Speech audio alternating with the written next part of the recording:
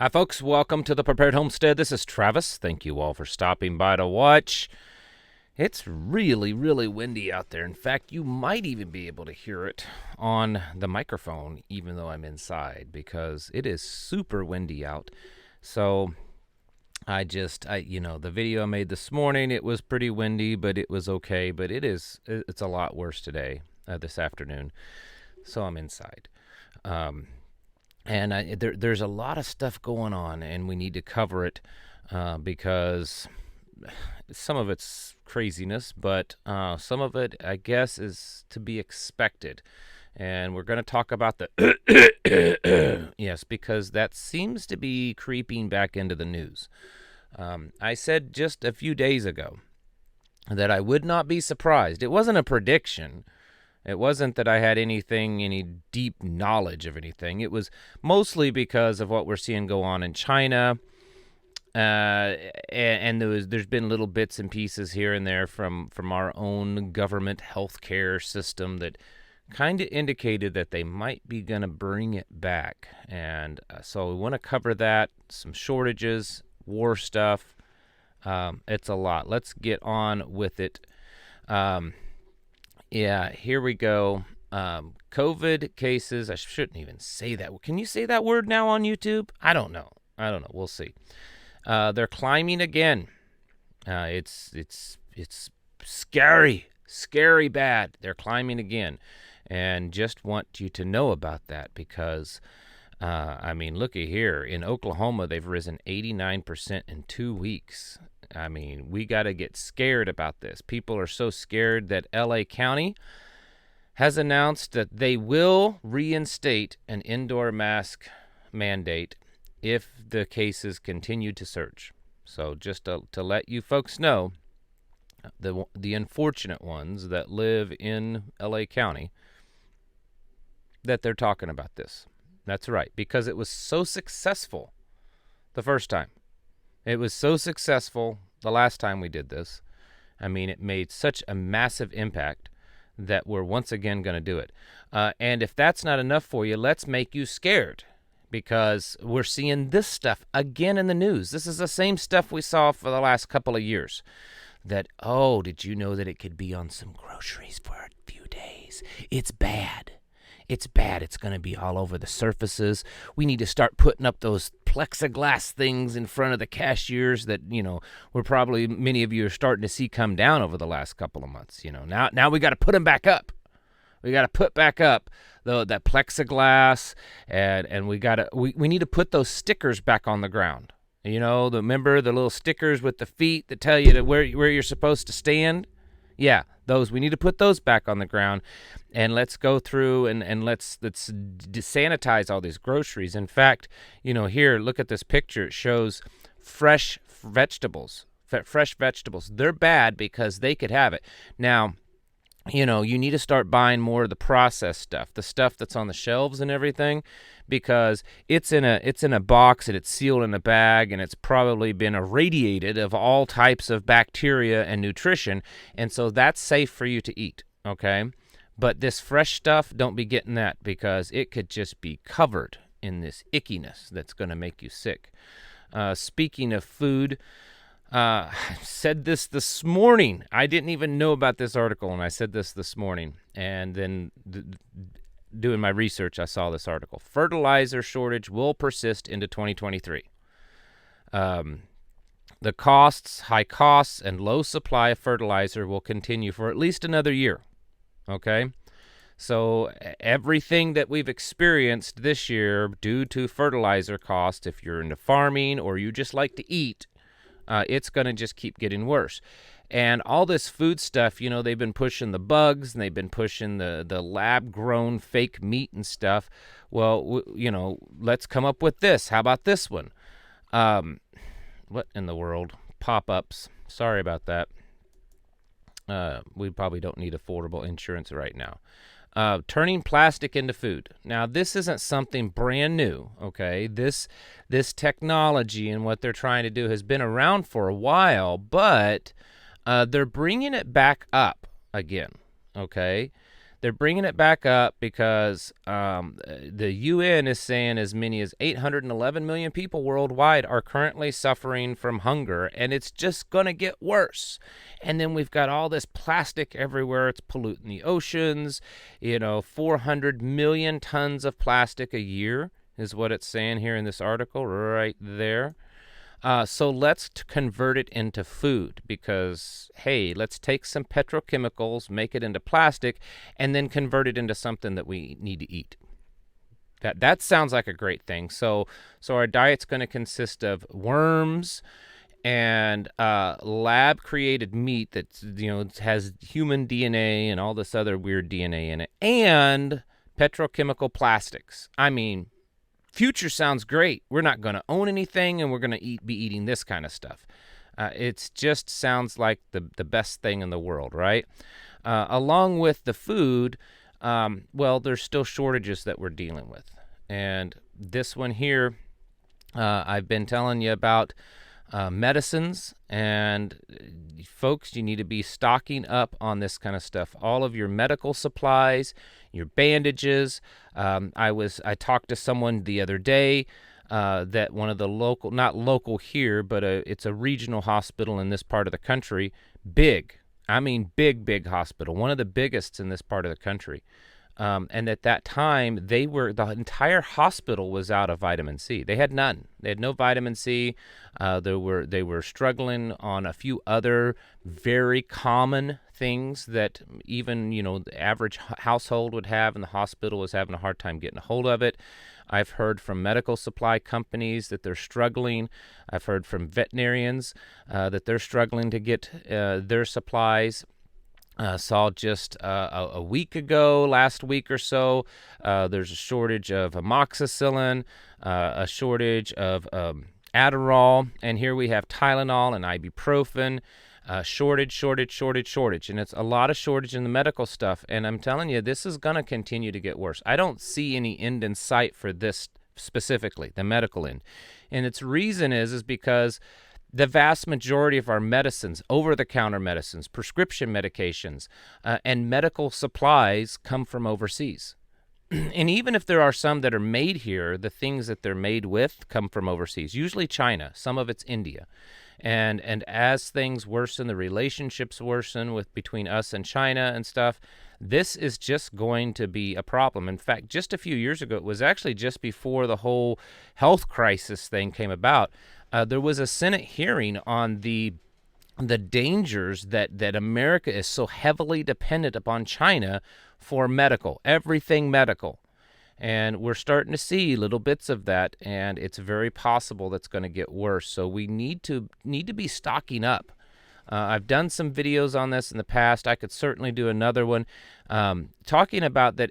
I mean, it's great to have like a little medical kit. It's great to buy those pre-packaged ones, and there's a few companies out there that produce excellent ones that I would recommend. But you need to be stocking up on the things to fill those medical kits, because most of those medical kits are 1-2 time use type of thing.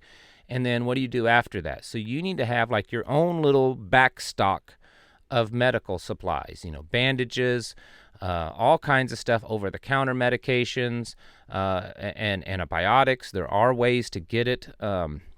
So it's a possibility to do that kind of stuff.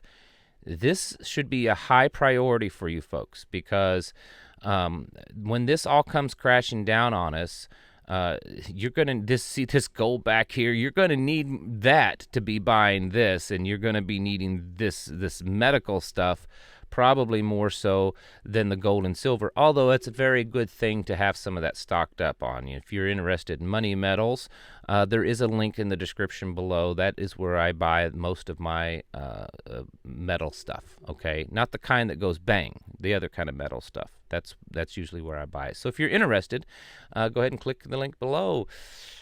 It's my little commercial there. Moving on to other shortages. This was one that we haven't talked about in a while, but it's still going on. I don't remember the last time I've purchased formula, because we hadn't used formula. Not just because we don't have babies, but just don't use it. It's not really healthy, but I understand. For some people, it's just all you have. But I noticed the other day I was in a grocery store and they had very little still. I hadn't looked in a while. I'll be honest. I haven't looked in a while because it's not something that we buy. We don't have any babies in the house anymore. But I was shocked. I was like, man, I really thought that was kind of getting to be a little bit better. And of course, it did have it. I remember back when this was first happened, this infant formula shortage.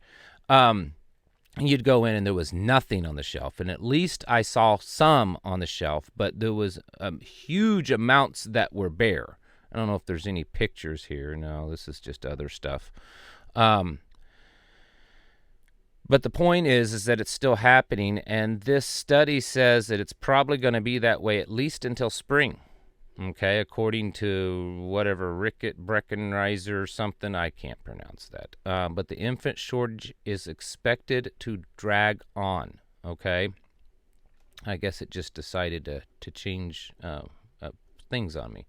So we have a lot of shortages, and we have the potential for another wave that's going to lock us down. And, then, of course, it would be great. They lock us down. Then they do a universal basic income. And, of course, we're going to give everyone a FedNow account, which is the CBDC stuff. And then so that way everybody's on it. And then something happens to the economy and the U.S. dollar collapses. And it's okay because everyone's conditioned to use the digital currency. And so, by May or so, everyone just shifts over to that. And you turn in all your paper money and we'll give you a credit on your digital money. Not dollar for dollar, of course, but it's at least some, okay? That may not happen. That's just a possibility of what would happen. I thought I would mention this one here. France launches week-long campaign to collect personal firearms. So here is Europe on the brink of war, okay? The closest they've been in 70 years. They're about ready to just go to war, and you've got these geniuses in France collecting everyone's personal firearms because they want to be more submissive. I mean, no, not knocking any French listeners, but France does have kind of a history of backing down and bowing down, and here we are, let's not allow the citizens to have firearms. So just in case there was a war, that they could defend themselves and defend their country. No. We're gonna take all their firearms. You know why? Because all of this war and all the stuff that's happening, it's all because they're trying to move the entire planet into this Agenda 2030 Great Reset. I mean, they already have. It's already happening. They haven't checked off all the boxes yet, and they're working on that. And so it's not so much that it's about a war, it's about control. It's about control and controlling you.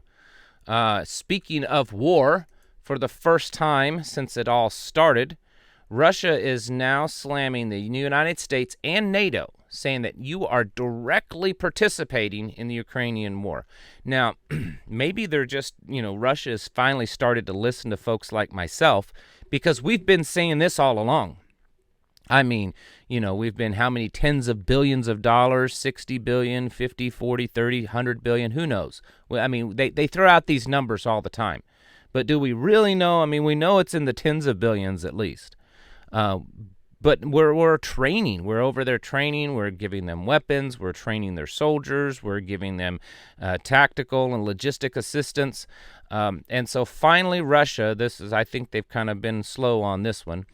They finally have slammed the United States and NATO and says, you guys are directly involved in this war. You are directly. You may not have your troops firing weapons upon our troops, but you are absolutely directly involved into the war.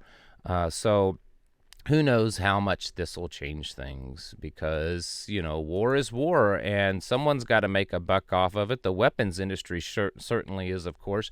There's a boom in the military industrial complex. Of course, they love this, and I guarantee you they are funding both sides of it and supporting both sides of it, because that's how they are, them and the central banks. They got to make, their buck off of everybody, and that's what they're doing. with this. So the war must go on, and as soon as we'll switch from this one to the China war, or it'll be both, or who knows. While we're talking about it, just something to kind of tell you to kind of put your attention on is Poland. Okay. Now there's little bits and stuff about it, and here's an article. It's the new superpower in Europe is Poland. But I'm telling you, all eyes should be focused on there. I have been getting some pretty solid reporting from you folks, and people that have family that is serving right now, and the buildup that's going on in Poland that's not being reported by the news. Of course, I can't prove it to you. But I'm hearing from family members and stuff that have service members over there in country in Poland, and they are saying that it is massive, that it is mind-blowing the amount of buildup that us and several other European nations are doing in Poland. That's the new front line, is Poland. And they're actively training other European troops, including Ukrainian troops. And they are funding it through shipments of equipment leaving Poland and going somehow making it into Ukraine,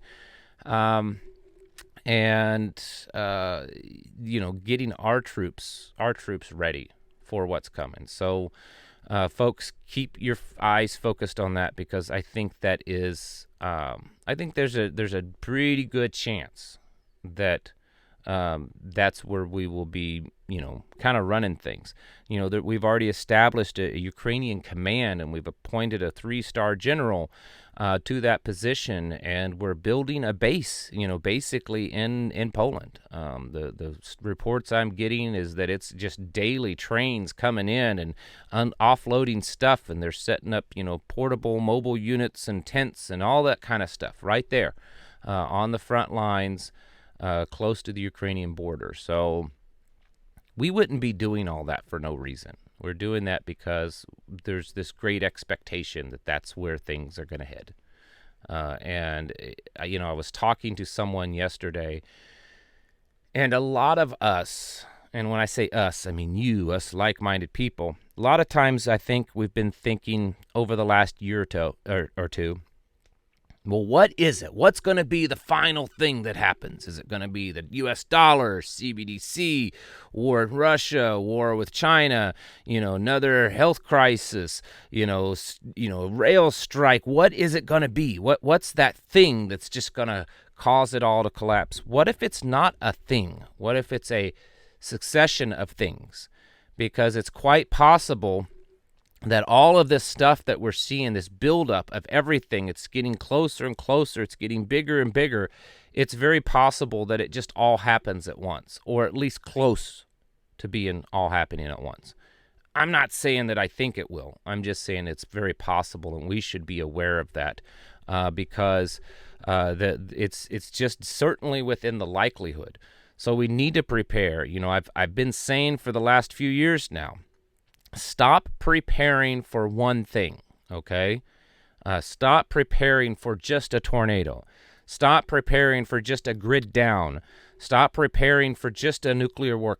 Prepare for an overall, complete, total collapse of everything, okay? When you're preparing, that's what you should think in your mind. If someone says, oh, what are you prepping for? I'm preparing for the collapse of everything, for it all to collapse.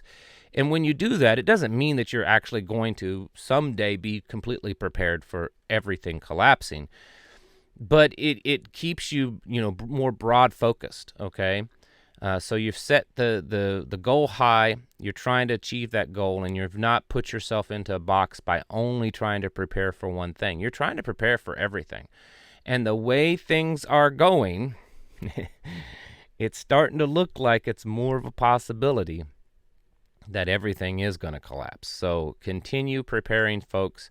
Continue getting your houses in order. And prepare mentally, physically, and spiritually, because that's what it's going to take. It's going to take everything to get you through all this. Folks, thank you for watching, and I'll catch you in the next video.